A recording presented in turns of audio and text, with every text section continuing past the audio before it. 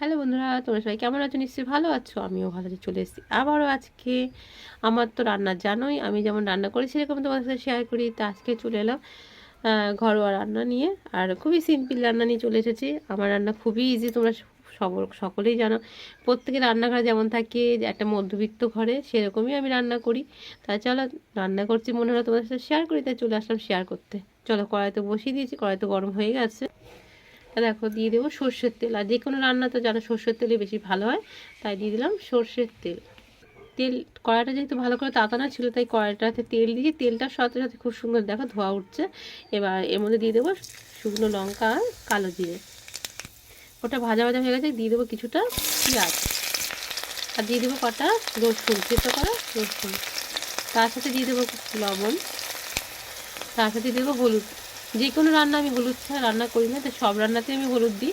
খুব কম হলুদ ছাড়া রান্না আছে যেগুলোতে হলুদ দিতে নেই, সেগুলোতে দিই না। এবার শাকটাকে ধুয়ে কেটে গুছিয়ে রেখেছি, শাকটাকে দিয়ে দেবো। খুবই সিম্পল, তাও তোমাদের সাথে শেয়ার করলাম। আর কি, কড়াইতে দিয়ে দিয়েছি। এবার একে নাচাতে হবে, না হলে তো এটা হবে না।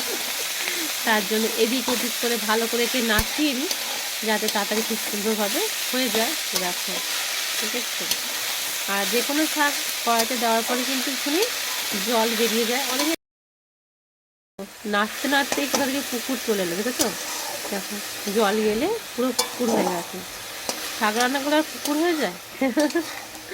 না গো, একটু আড্ডা দিলাম তোদের, মানে মজা করলাম। শাক দিয়ে জল বেরিয়েছে দেখো। আর কি, নাড়তে নাড়তে এবার করে নিতে হবে। অনেকে বাদাম দেয়, আমি বাদাম দিয়ে করি না। এরকম সিম্পলভাবেই করি। যেহেতু যেদিনকে নিরামিষ থাকে সেদিনকে পেঁয়াজ রসুনটা দিই না। আজকে যেহেতু নিরামিষ না, তার জন্য পেঁয়াজ রসুনটা দিলাম। আর এটা তো খুবই ভালো লাগে, খাওয়াও তো উপকার, বলো? তাহলে চলো, জলটাকে ভালো করে শুকিয়ে নিই। জলে থাকতে থাকতে শাকও সিদ্ধ হয়ে যাবে, তাই না? দেখো, জল শুকিয়ে মাঠ করে ফেলেছি কিন্তু, দেখছো? বাদাম দিলেও ভালো লাগে, তো বাদামে তো সবার সহ্য হয় না। তো আমি দিয়ে দেবো পোস্ত। পোস্ত দিই নাও।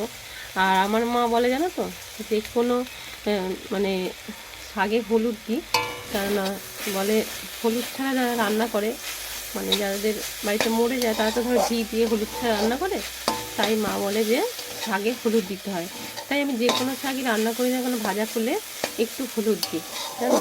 এর মধ্যে অনেক কিছু দিলে মটরশুঁটি দিলেও ভালো লাগে। তা আমি খুব সিম্পলই করলাম। তা কেমন হয়েছে অবশ্যই বলো তোমরা। দেখো বন্ধুরা, কেমন হচ্ছে অবশ্যই। আর তোমাদের না লঙ্কা দিয়েছি শাকে, আমি বেটে দিয়েছি, দেখাতে ভুলে গেছি। তাই তোমরা অবশ্যই লঙ্কা দিয়ে নিও। আর কেমন হয়েছে অবশ্যই বলো। লাইক শেয়ার কমেন্ট সাবস্ক্রাইব, পাশে থেকো। সবাই সুস্থ থেকো, ভালো থেকো। সবাইকে টাটা।